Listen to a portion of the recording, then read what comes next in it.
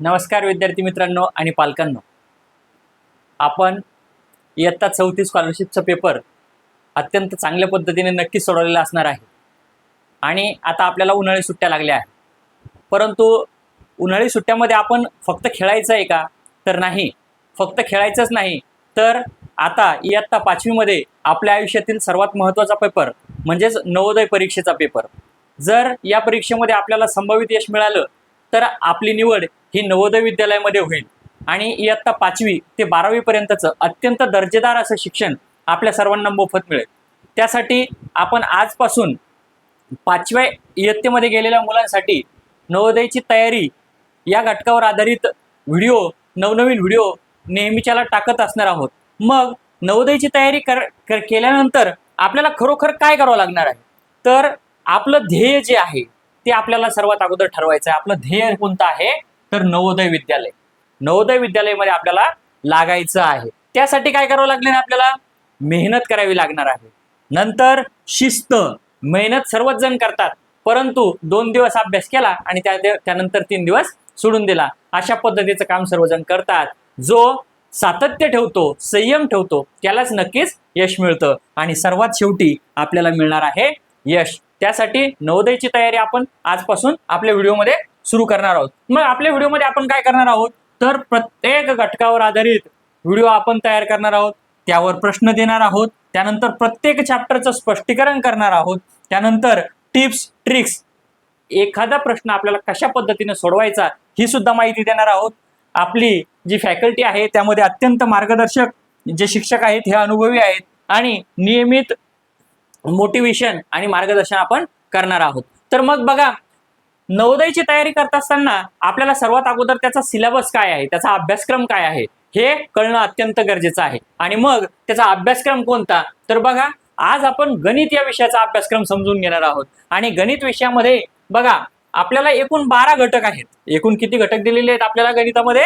एकूण 12 घटक आहे. आणि या 12 घटकामध्ये बघा, सर्वात पहिला जो घटक दिलेला आहे बघा, कोणता घटक आहे सर्वात पहिला? तर संख्या आणि पद्धती. संख्या आणि संख्या पद्धती. मग संख्या आणि संख्या पद्धतीमध्ये काय? तर संख्यांचे प्रकार. काय येईल? संख्यांचे प्रकार. मग संख्यांचे प्रकार कोणते? समसंख्या, विषम संख्या, मूळ संख्या, संयुक्त संख्या, जोडमूळ संख्या, या पद्धतीची माहिती आणि त्यावर आधारित प्रश्न आपल्याला या घटकावर राहील. त्यानंतर पूर्ण संख्यावरील 4 मूलभूत क्रिया म्हणजेच बेरीज, वजाबाकी, गुणाकार, भागाकार या क्रिया आपल्याला याच्यामध्ये शिकायच्या आहेत. त्यानंतर अवयव व गुणक आणि त्यांचे गुणधर्म, हा पण एक घटक आहे. त्यानंतर दशांश अपूर्णांक आणि त्यावरील क्रिया, वेगवेगळे दशांश अपूर्णांक आपल्याला देतील आणि त्यावर बेरीज, वजाबाकी, गुणाकार, भागाकार या पद्धतीचे उदाहरण आपल्याला यामध्ये येईल. त्यानंतर दशांश आणि व्यवहारी अपूर्णांकाचे एकमेकात रूपांतर. तुम्हाला अपूर्णांक दिलेला असेल, मग त्याचं काय करायचंय? तुम्ही दशांश अपूर्णांकामध्ये रूपांतर करायचंय, अशा पद्धतीचे प्रश्न राहील. त्यानंतर लांबी, वस्तुमान, धारकता, चलन, पैसा यावर आधारित प्रश्न. म्हणजे यामध्ये प्रश्न कसे असतात? तर बघा, मीनाने 1 पेन्सिल 2 रुपयाला घेतली तर 20 पेन्सिल किती रुपयाला मिळेल? तर अशा पद्धतीचे गणित या घटकामध्ये राहील. ठीक आहे. त्यानंतर गणितीय पदावलींचे सरलीकरण, म्हणजे ज्या पदावली असतात, मी तुम्हाला इयत्ता 4च्या एका व्हिडिओमध्ये सांगितलं होतं. तर काय? कंचे, भागू, बेव हे विसरायचं नाही. कंचे, भागू, बेव म्हणजे काय? कंस, चे, भागाकार, गुणाकार, बेरीज आणि वजाबाकी. यालाच इंग्रजी मधला रूल कोणता म्हणतात? तर याला म्हणतात बॉडमास रूल. कोणता म्हणतात? BODMAS rule. बॉडमास म्हणजे काय? ब्रॅकेट ऑफ, त्यानंतर डिव्हिजन, मल्टिप्लिकेशन, ऍडिशन आणि सबस्ट्रॅक्शन हे याच्यामध्ये असतात. त्यानंतर समच्छेद अपूर्णांकाची बेरीज व वजाबाकी. बघा, समच्छेद अपूर्णांकाची सर्वात महत्वाचं, आपल्याला अभ्यास करताना आपण योग्य ट्रॅकवर आहोत का हे पाहायचं आहे आणि सिलेबस नुसारच चालायचंय. इथे काय सांगितलेलं आपल्याला? समच्छेद अपूर्णांक म्हणजे तुमच्या बेरीज आणि वजाबाकी कशी येईल? त्याच्या अपूर्णांकाचे छेद हे रेग्युलरली सारखेच असणार आहे, वेगळा येणार नाही. आपण वेगळ्या पद्धतीचे पण गणित बघणार आहोत, पण तुम्हाला परीक्षेत हेच येणार. ठीक आहे. नंतर त्या अपूर्णांकाचा गुणाकार यावर आधारित प्रश्न तुम्हाला राहतील. ठीक आहे. नफा आणि तोटा. काय दिलेले आपल्याला? नफा आणि तोटा यावर आधारित प्रश्न राहील. काय? नफा आणि तोटा. बघा, तर नफा आणि तोटामध्ये जो पर्सेंटेज घटक आहे बघा, शेकडेवारी, कोणता घटक? शेकडेवारी. हा घटक आपल्या अभ्यासक्रमातून मागच्या वर्षी 2 वर्षापासून काढून टाकण्यात आलेला आहे. त्यामुळे हे पण गणित एकदम सोपे झालेले आहे. त्यानंतर परिमिती आणि क्षेत्रफळ काढायचे आपल्याला. त्रिकोणचं, चौकोनचं परिमिती आणि क्षेत्रफळ आपल्याला काढायचं आहे. त्यामध्ये आयत सुद्धा येईल. त्यानंतर कोन व कोनाचे प्रकार, लघुकोन, काटकोन, विशाल कोन यावर आधारित प्रश्न राहील. त्यानंतर स्तंभालेखावर आधारित प्रश्न. एवढे प्रश्न, एवढ्या 12 घटकावर आधारित आपल्याला एकूण गणित विषयामध्ये किती प्रश्न येत असतात? तर 20 प्रश्न येत असतात. प्रत्येक प्रश्न हा आपल्याला 1.25 म्हणजे 1.25 गुणांसाठी असतो. किती गुणांसाठी असतो? 1.25 गुणांसाठी असतो. म्हणजे आपल्याला गणित विषयामध्ये एकूण 25 गुण असतात. किती गुण असतात? 25 गुण असतात. आणि तुम्हाला जर नवोदयला लागायचं असेल तर या 25 पैकी जर तुम्हाला 25 गुण मिळाले तर तुमचा नंबर हमखास नवोदयला लागेल. का? कारण यामध्ये जो इतर घटक आहे म्हणजे मेंटल ॲबिलिटी, जो बुद्धिमत्तेचा घटक आहे तो पण अत्यंत सोपा घटक असतो. त्यामुळे तिथे आउट ऑफ मार्क भरपूर मुलं घेतात. त्यानंतर जो दुसरा घटक असतो तो मराठी किंवा इंग्रजी, आपलं जे मीडियम असेल त्यावर आधारित.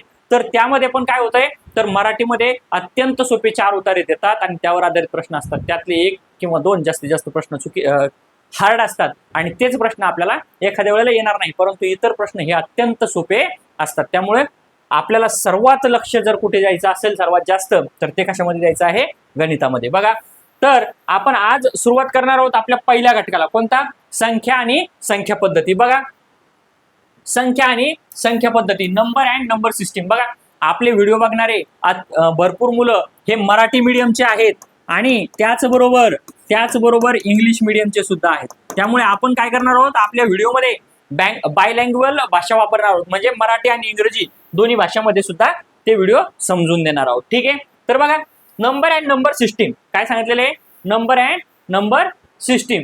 तर नंबर अँड नंबर सिस्टीम मध्ये सर्वात अगोदर आपण स्थानिक किंमत म्हणजे काय हे बघून घेऊ. बघा, स्थानिक किंमत म्हणजे काय, तर कोणत्याही संख्येतील प्रत्येक अंकाची स्थानिक किंमत ही त्या संख्येतील त्या अंकाच्या एकक, दशक, शतक, हजार, 10,000, लक्ष, दशलक्ष, कोटी, 10 कोटी अशा स्थानावर ठरते. याचं एक उदाहरण सांगतो मी तुम्हाला. बघा, तर याचं उदाहरण काय आहे? बघा, एक संख्या घेतोय मी, एक संख्या घेतली आहे. मग आता ही संख्या कशी आहे? बघा, एक मिनिट.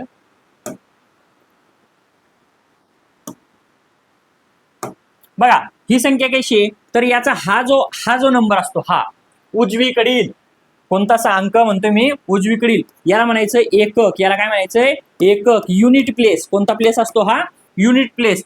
हा असतो दशक. हा कोणता असतो? दशक. ठीक आहे. याला म्हणायचं टेन्स प्लेस. ठीक आहे. त्यानंतर हा असतो शतक. कोणता भाग असतो?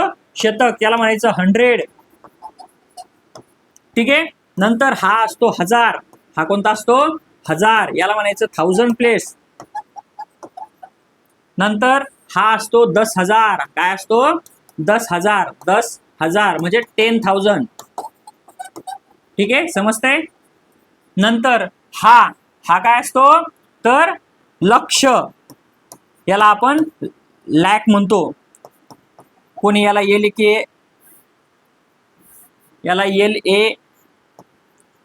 लिहितं किंवा याला LSC सुद्धा लिहितात. ठीक आहे. त्यानंतर हा जो असतो हा असतो दशलक्ष. काय असतो? दशलक्ष म्हणजे 10 lakhs. ओके, समजलंय? ठीक आहे. आता याची स्थानिक किंमत कशी कळवायची? बघा, स्थानिक किंमत कशी कळवायची आहे हे बघा. तर जो एकक असतो, एकक इकडचा उजव्या बाजूचा, अत्यंत काळजीपूर्वक बघा, जो उजव्या बाजूचा असतो, एकक स्थानचा असतो, त्याची स्थानिक किंमत तीच असते. त्याची स्थानिक किंमत किती असते? तीच असते. नंतर जो दशक स्थानचा असतो, बघा मी काय सांगतोय, जो दशक स्थानचा असतो, दशक म्हणजे किती? तर दशक म्हणजे 10. दशक म्हणजे किती? 10. मग जो दशक स्थानचा अंक आहे त्याला 10 ने गुणायचं, ती त्याची स्थानिक किंमत होईल. म्हणजे किती होईल? 90. समजलं? दशक म्हणजे 10, 10 ने त्या अंकाला गुणायचं. ओके. त्यानंतर शतक स्थानला 100 ने गुणायचं. शतक म्हणजे किती? 100. मग त्याला 100 ने गुणायचं. 3 गुणिले 100 म्हणजे 3 ची स्थानिक किंमत किती? तर 300. 3 ची स्थानिक किंमत किती येईल? 300. बघा, समजतंय? नंतर बघा, हे 7 एकक, दशक, शतक, हजार. 1000 म्हणजे किती 1000, ठीक आहे. आणि जो अंक असेल त्याला 1000 न गुणायचं, ही त्याची स्थानिक किंमत झाली. त्या 7ची काय झाली स्थानिक किंमत. हे प्रत्येक अंकाचं त्याच पद्धतीने, तो ज्या स्थानचा आहे त्या स्थानच्या अंकाला तेवढ्याने गुणायचं. एककला 1 ने, दशकला 10 ने, शतकला 100 ने, हजारला 1000 ने, 10,000ला 10,000 ने, लक्षला 1 लक्ष ने, 10 लक्षला 10 लक्ष ने, करोड किंवा कोटी म्हणतो आपण त्याला कितीने गुणायचं 1 कोटीने, जो अंक असेल त्याला. समजलं. ही एक पद्धत स्थानिक किंमत काढण्याची. आणि दुसरी एक सोपी पद्धत सांगतो काय, तर बघा जो अंक आहे तो बघायचा किती. मी जर का म्हटलं की 5ची स्थानिक किंमत किती, तर 5 बघायचा 5च्या उजवीकडं, काय 5च्या उजवीकडं 1 2 3 4 5 जेवढे अंक आहेत किती आहेत 5, तेवढे शून्य देऊन टाकायचे. 1 2 3 4 5, ठीक आहे. मग या 5ची स्थानिक किंमत किती झाली, एकक, दशक, शतक, हजार, 10,000, लक्ष. 5 लक्ष एवढी स्थानिक किंमत झाली. अशा पद्धतीने आपण त्याला स्थानिक किंमत म्हणत असतो. समजलं. याला काय म्हणायचंय प्लेस व्हॅल्यू. समजलं. तो नंबर युनिट प्लेसला आहे, टेन्स प्लेसला आहे, 100 प्लेसला आहे, 1000 प्लेसला आहे, 10,000 प्लेसला आहे, की लक्ष, लॅक्स और 10 लॅक्स कोणत्या प्लेसला आहे ते बघायचं आणि त्याला त्याने गुणायचं. किंवा सर्वात सोपी मेथड काय, तो नंबर बघायचा त्याच्या राईट साईडला, त्याच्या कोणत्या साईडला राईट साईडला जेवढे नंबर्स आहे तेवढे नंबरचे शून्य देऊन टाकायचे आणि तो नंबर लिहायचा. ही झाली त्याची स्थानिक किंमत, मीन्स प्लेस व्हॅल्यू. ओके. त्यानंतर बघा, त्यानंतर काय असतं तर दर्शनी किंमत. काय म्हणायचंय दर्शनी किंमत. दर्शनी किंमतला म्हणतात फेस व्हॅल्यू. काय म्हणतात फेस व्हॅल्यू. फेस म्हणजे चेहरा आपल्या भाषेत, बरोबर. फेस म्हणजे काय चेहरा. मग चेहरा जसा दिसतो तसा, ठीक आहे. दर्शनी किंमत म्हणजे काय, तर जे दिसतं तेच. मग आता मी इथे एक उदाहरण घेतलो बघा. ओके. ही एक संख्या घेतली आणि तुम्हाला जर का विचारलं यातल्या या 9ची स्थानिक किंमत किती, सॉरी दर्शनी किंमत फेस व्हॅल्यू किती, तर या 9ची फेस व्हॅल्यू किती 9च. 9ची फेस व्हॅल्यू किती 9च. त्यानंतर 5ची फेस व्हॅल्यू किती तर 5च. या 3ची फेस व्हॅल्यू 3च. या 2ची फेस व्हॅल्यू 2च. या 3ची फेस व्हॅल्यू किती 3च. म्हणजे जे दिसतं तेच. फेस व्हॅल्यू म्हणजे दर्शनी किंमत म्हणजे काय, जी आपल्याला किंमत दिसते, जो अंक दिसतो तीच त्याची फेस व्हॅल्यू. समजलं. आता तुम्हाला परीक्षेत असं विचारत नाही, काय सांगतोय मी तुम्हाला परीक्षेत असं विचारत नाही या 3ची दर्शनी किंमत किती, what is the face value of that 3, असं विचारत नाही. तर ते विचारतात काय, तर तुम्हाला परीक्षेत असं विचारतात या 3ची स्थानिक किंमत म्हणजे प्लेस व्हॅल्यू आणि दर्शनी किंमत यातील फरक किती. मग फरक विचारला तर काय करायचंय मायनस करायचं आहे, किंवा दोन्हीची एकूण किंमत किती असं विचारलं तर काय करायचं आहे बेरीज करायची आहे. समजलं. सोपं आहे. त्यानंतरचं बघा. त्यानंतर बघा, हा बघा, तर मित्रांनो आपल्याला जर का नवोदयची तयारी करायची म्हटल्यानंतर आपल्याला पुस्तक अत्यंत गरजेचं आहे, ठीक आहे. फक्त आपले व्हिडिओ बघून आपल्याला यातून पूर्ण येणार नाही. मग पुस्तक घ्यायचं कोणतं, तर नवोदय परीक्षा ही एक राष्ट्रीय स्तरावरची परीक्षा आहे, म्हणजे पूर्ण भारतामध्ये ही परीक्षा होत असते. मग आता आपल्याला पुस्तक पण राष्ट्रीय स्तरावरच लागेल. तर त्यासाठी अग्रवाल एक्झाम कार्डने एक पुस्तक तयार केलं आहे बघा, जवाहर नवोदय विद्यालय, ठीक आहे. हे पुस्तक त्यांनी पब्लिश केलं आहे या वर्षीचं. मी स्वतः हे पुस्तक मागील 5 ते 10 वर्षापासून वापरतो आहे आणि यातली बरेच प्रश्न जशीच्या तशी एक्झाम मध्ये येतात. काय सांगतोय मी, बरीच प्रश्न जशीच्या तशी एक्झाम मध्ये येतात. आणि त्याचप्रमाणे अग्रवाल हे नावच एक ब्रँड आहे. त्यामुळे तुम्ही काय करायचं आहे, तुम्हाला पुस्तक घ्यायचं असेल तर अग्रवाल पब्लिकेशनचं बुक नक्की घ्या. यातून तुम्हाला नक्कीच फायदा होईल. कारण या पुस्तकामध्ये बेसिक टू ॲडव्हान्स, काय सांगतोय मी बेसिक टू ॲडव्हान्स म्हणजे अत्यंत छोट्या गोष्टीपासून तर अत्यंत इत्यंभूत माहिती अशी या पुस्तकामध्ये दिलेली आहे. आतापर्यंत जवळपास 1,00,000 मुलांनी या पुस्तकाचा वापर केलेला आहे बघा. त्यामुळे हे पुस्तक तुम्ही नक्की वापरा. याची नंतर एक टेस्ट सिरीज सुद्धा असते, ते सुद्धा आपण बुक नंतर घेऊयात. पण सुरुवातीला आज रोजी आपल्याला जर का एखादं पुस्तक घ्यायचं असेल तर या पुस्तकाला शिवाय आपल्याला पर्याय नाही. त्यामुळे नक्की हे जवाहर नवोदय विद्यालय एंट्रन्स एक्झाम 2027 साठी आपल्याला जर बुक घ्यायचं असेल तर हे बुक आपल्याला घ्यावंच लागणार आहे. ठीक आहे, ठीक आहे. मी अगोदर पुन्हा काय सांगितले, ही राष्ट्रीय स्तरावरची परीक्षा आहे. ही फक्त महाराष्ट्रामध्ये परीक्षा होत नाही बघा मित्रांनो. ही पूर्ण भारतामध्ये परीक्षा होती आणि प्रत्येक जिल्ह्यामध्ये फक्त आणि फक्त 80 जागा असतात मित्रांनो. किती जागा असतात? 80 जागा असतात आणि 80 जागेसाठी प्रत्येक जिल्ह्यातून जवळपास 5,000 ते 10,000 फॉर्म येत असतात दरवर्षी. किती फॉर्म येत असतात? 10,000 फॉर्म येत असतात आणि यातून आपल्याला या 80 मध्ये लागायचं आहे. मग यासाठी स्टडी मटेरियल गरजेचं आहे. त्यामुळे हे पुस्तक घ्या. कोणतं तरी एक पुस्तक आपल्याला घ्यावंच लागणार आहे. हे पुस्तक घ्या. अत्यंत दर्जेदार असं पुस्तक आहे. ठीक आहे. त्यानंतरच बघा, आता आपण लगेच सुरू करूयात. बघा, 10 पटींनी स्थानिक किमतीची जी माहिती आपण घेतली होती ती 10 पटींनी किंमत कमी होत जाणारी संख्येतील डावीकडून उजवीकडे स्थाने, किंवा काय सांगितलेले, place value decreases by 10 times from left to right. This is our left side and this is our right side. जर आपल्या लेफ्ट साइड पासून इकडे राईट साइड कडे आपण जर का नंबर मोजत गेलो किंवा नंबरची विचार करत गेलो तर ती 10 times, how much times? 10 times म्हणजे 10 पटीने काय होते? कमी होते.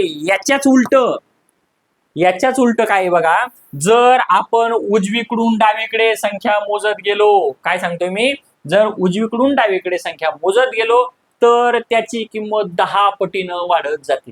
म्हणजे कसं, एक नंबर घेतो मग बघा मी 1 1 1 1 1 1 1 1 1.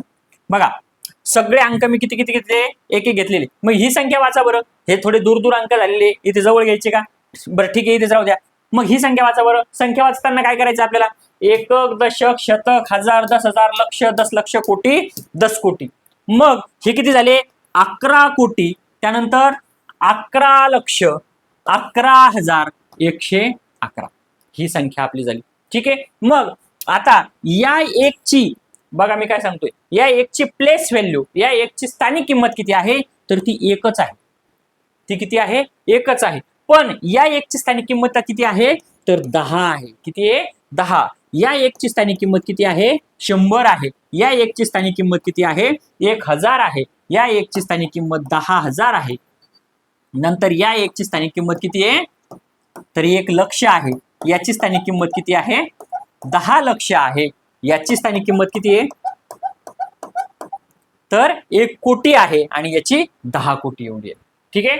ही झाली स्थानिक किंमत. आणि नीट निरीक्षण करा, मी एक एकच घेण्याचं कारण असं होतं, एक एकच उदाहरण घेण्याचं कारण असं होतं की इथे लेफ्ट टू राईट 10 पटीने किंमत कमी होते आणि राईट टू लेफ्ट 10 पटीने किंमत काय होते? वाढते. बघा, 1च्या 10 पट 10, 10च्या 10 पट 100, 100च्या 10 पट 1000, 1000च्या 10 पट 10,000, 10,000च्या 10 पट 1,00,000. अशा पद्धतीने काय, तर डावीकडून उजवीकडे म्हणजे इकडून इकडे जाता वेळेला काय होतं, तर 10 पटीने संख्यांची किंमत काय होते? कमी होते. आणि उजवीकडून डावीकडे जाताना 10 पटीने संख्याची किंमत वाढते. अशा पद्धतीने स्थानिक किंमत आणि दर्शनी किंमत यातील फरक तुम्हाला नक्की समजला असेल असं मला वाटतं. ठीक आहे. त्यानंतरचा प्रश्न, त्यानंतर बघा आता, त्यानंतर आपण लगेच आता आपली जी पहिला घटक होता संख्या व संख्या पद्धती, ठीक आहे, यातला भाग बघतोय. बघा, अगोदर आपण स्थानिक किंमत आणि दर्शनी किंमत हा भाग बघितला. आता काय बघतोय आपण, तर संख्या कोणकोणत्या आहेत? तर कोणकोणत्या संख्या आहे? समसंख्या, विषम संख्या, मूळ संख्या आणि संयुक्त संख्या. मग सर्वात अगोदर आपण समसंख्या म्हणजे काय ते बघूयात. बघा, समसंख्येलाच आपण इव्हन नंबर म्हणतो. समसंख्येलाच काय म्हणतो आपण? इव्हन नंबर असे म्हणतो. तर समसंख्या म्हणजे काय? जर एखाद्या संख्येला, बघा मी इथे एक संख्या घेतोय,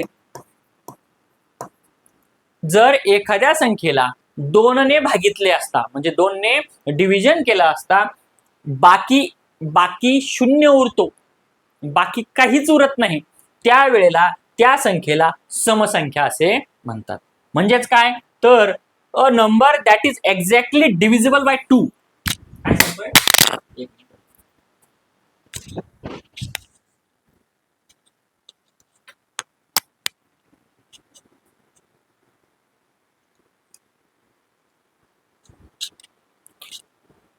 बघा काय सांगितलेले, a number that is exactly divisible by 2.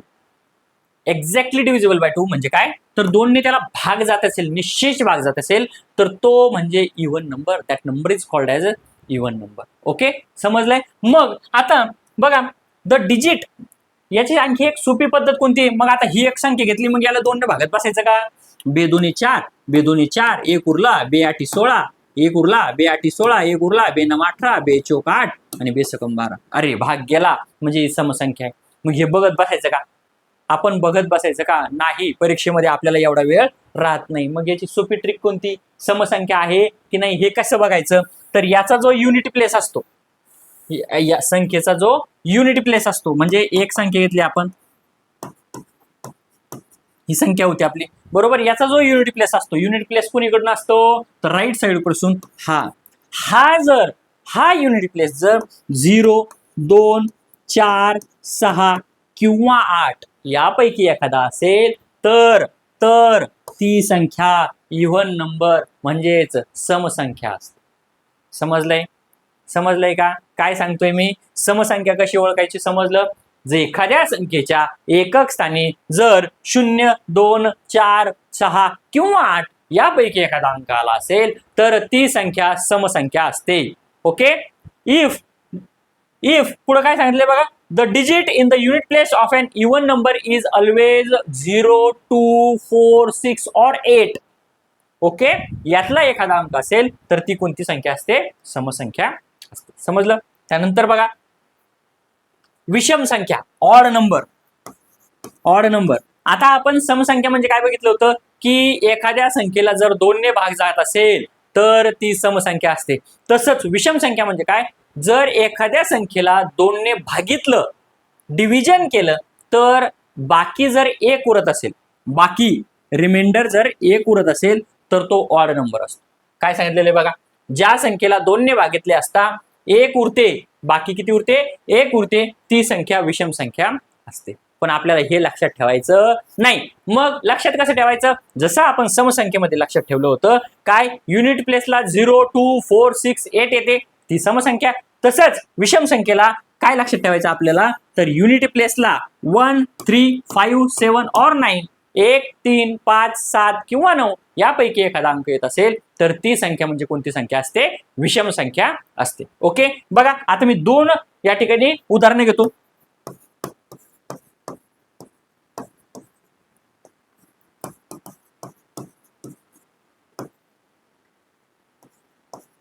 बघा किती मोठे मोठे अंक घेतले मी. ठीक आहे. आपल्याला आता विचारलं यातला इव्हन नंबर कोणता आणि ऑड नंबर कोणता. मग इव्हन नंबर काढण्यासाठी काय करायचंय? दोन्हीतला युनिट प्लेसला हा. ठीक आहे. मग युनिट प्लेसला 0, 2, 4, 6 और 8 नंबर कुठे आलेला आहे? हा इथे आलेला आहे 4. म्हणून हा कोणता झाला? Even number. हा कोणता झाला? Even number. हा काय झाला मग? Even number. आणि याच्या युनिट प्लेसला किती आहे? 9 आहे. म्हणून हा काय झाला मग? ऑड नंबर, म्हणजेच विषम संख्या. काय झाली? विषम संख्या झाली. आणि ही कोणती झाली? तर समसंख्या झाली. एवढं सोपं आहे. ठीक आहे. ओके. त्यानंतर बघा, मूळ संख्या. बघा, मूळ संख्या म्हणजे काय? मूळ संख्या म्हणजेच प्राईम नंबर. काय म्हणायचंय त्याला? Prime number. ठीक आहे. Prime number. मग प्राईम नंबर म्हणजे काय? तर एकाहून मोठ्या म्हणजे एक पकडायचा नाही. काय सांगितलेले? एकाहून मोठ्या म्हणजे एक पकडायचा नाही.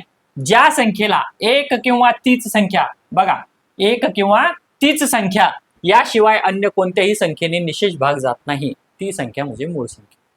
काय सांगितलेलं आहे बघा, की एखादी संख्या घेतली तर त्या संख्येला 1 आणि त्याच संख्येने भाग गेला पाहिजे, तर कोणत्याच संख्येने भाग गेला नाही पाहिजे, ती संख्या म्हणजे मूळ संख्या. त्यालाच प्राईम नंबर म्हणायचंय. बघा, a number greater than 1 that is divisible by only 1 and that number is called as prime number. त्यालाच काय म्हणायचं आहे? प्राईम नंबर असं म्हणायचं आहे. मग प्राईम नंबर कोणते? कसे काढायचे आहे? बघा, 2 ला 1 आणि 2 नेच भाग जातो म्हणून हा प्राईम नंबर झाला. त्यानंतर 3 ला पण तसंच आहे. आता बघा, 4 जर का घेतला आपण 4, तर 4 ला काय होतंय रे? 4 ला 1 ने पण भाग जातो आणि 2 ने पण भाग जातो. म्हणून 4 हा प्राईम नंबर होणार नाही, मूळ संख्या होणार नाही, म्हणून हे नाही. 5 ला फक्त 1 आणि 5 नेच भाग जातो. 6 ला बघा 1 ने भाग जातो, 2 ने भाग जातो, 3 ने पण भाग जातो, म्हणून ती पण प्राईम नंबर होणार नाही, मूळ संख्या होणार नाही. मग 7 आहे बघा. 8 ला 1 ने जातो, 2 ने जातो, 4 ने जातो. 9 ला 1 ने जातो 3 ने जातो म्हणून तो मूळ संख्या होणार नाही. मूळ संख्या म्हणजे काय ते समजलंय ना? काय 1 आणि तीच संख्या या दोनच भाग गेला पाहिजे, तर कशानेच भाग गेला पाहिजे नाही. त्यानंतर 10 होणार नाही, 11, त्यानंतर 13. बघा 2 3 5 7 11 13 17 19 23 अशा पद्धतीने आपण समोरच्या स्लाइड मध्ये ते कोणकोणते नंबर आहेत ते बघणार आहोत. पण मूळ संख्या म्हणजे काय ते समजलंय? ओके. त्यानंतर बघा संयुक्त संख्या, composite number, the number which are not prime number that are called composite number. म्हणजे मूळ संख्या सोडून इतर ज्या संख्या राहिल्या त्या सगळ्या कंपोजिट नंबर किंवा संयुक्त संख्या असतात. बघा ज्या संख्या मूळ नाहीत त्यांना संयुक्त संख्या असं म्हणायचं. मग कोणकोणत्या?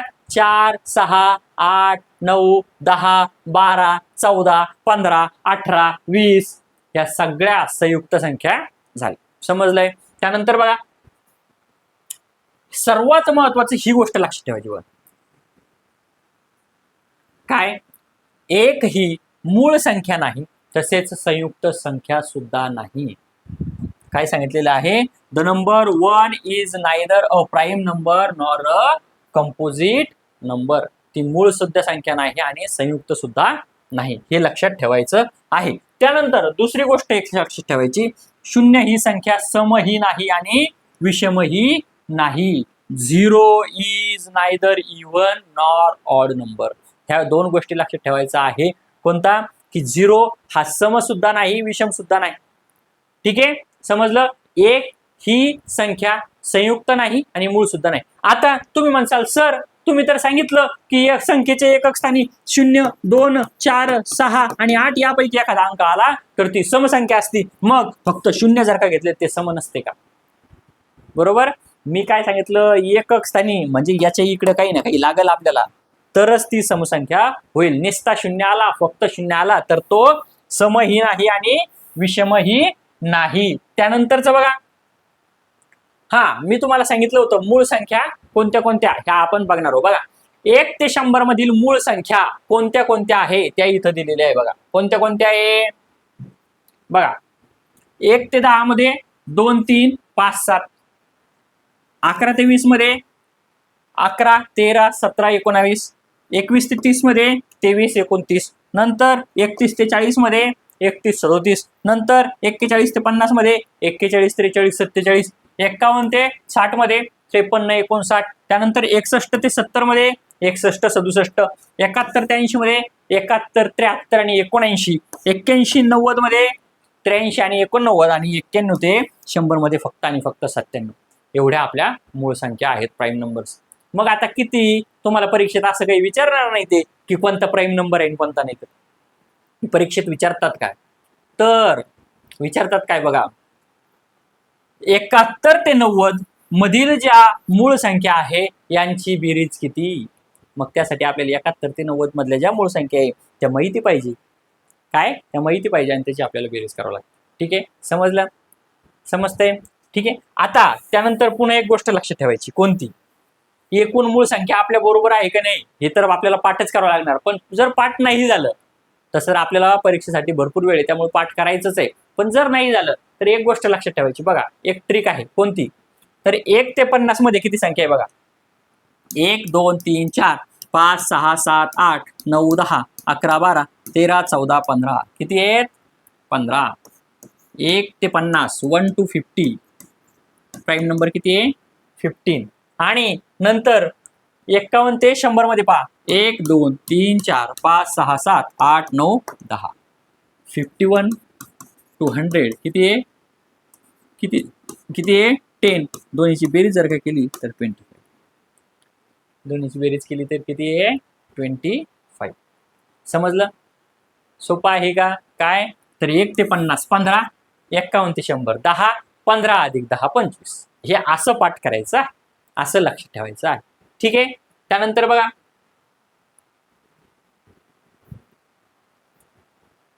जोड मूळ संख्या. काय सांगितलेले? जोड मूळ संख्या. मग जोड मूळ संख्या म्हणजे काय? तर twin prime number. Twin prime number. मग ट्विन प्राईम नंबर म्हणजे काय? ज्या मूळ संख्यांच्या जोड्यामधील संख्या 2चा फरक असेल. म्हणजे अशा दोन मूळ संख्या की त्यांच्यामध्ये फरक कितीचा असला पाहिजे, फक्त 2चा असला पाहिजे. म्हणजे त्याचे सबस्ट्रॅक्शन केली तर त्याचं मायनस किती आलं पाहिजे, फक्त आणि फक्त 2 आलं पाहिजे. आन्सर किती आलं पाहिजे, 2 आलं पाहिजे. मग त्या ज्या संख्यांची जोडी आहे त्या संख्यांच्या जोडीला काय म्हणायचंय, ट्विन प्राईम नंबर मीन्स जोड मूळ संख्या असं म्हणायचं. ठीक आहे, बघा 2चा फरक आहे. अशा 2चा फरक असणाऱ्या संख्यांना जोडमूळ संख्या किंवा जुळ्या मूळ संख्या म्हणतात. 1 ते 100 च्या दरम्यान जोडमूळ संख्यांच्या 8 जोड्या आहेत. किती जोड्या आहेत, 8 जोड्या आहेत. बघा आता मी इथे 2-3 एक्झाम्पल दिलेले. कोणते कोणते, 3 आणि 5 जोडमूळ संख्यांची जोडी बघा. नंतर 11 आणि 13, नंतर 29 आणि 31. ह्या किती झाल्या, 1 2 3, किती झाल्या, 3. अशा एकूण 8 जोड्या आहेत. जोडमूळ संख्यांची एकूण किती जोड्या आहेत, 8 जोड्या आहेत. मग आता तुम्ही काय करायचं आहे, या सर्व 8 जोड्या शोधायच्या आहेत आणि या कोणकोणत्या आहेत त्या आपले याचं उत्तर कुठे द्यायचं आहे, आपल्या कमेंट बॉक्स मध्ये द्यायचं आहे. ठीक आहे, आपण असेच आणखी नवनवीन व्हिडिओ बघणार आहोत. याच्या समोरचा भाग आपण नवीन व्हिडिओमध्ये उद्याच्या व्हिडिओमध्ये बघूयात. तोपर्यंत भेटूयात नवीन व्हिडिओमध्ये. आणि तुम्हाला अशी जर माहिती आवडत असेल किंवा हवी असेल तर आपल्या चॅनलला सबस्क्राईब करायला, लाईक करायला विसरू नका. तोपर्यंत बाय बाय.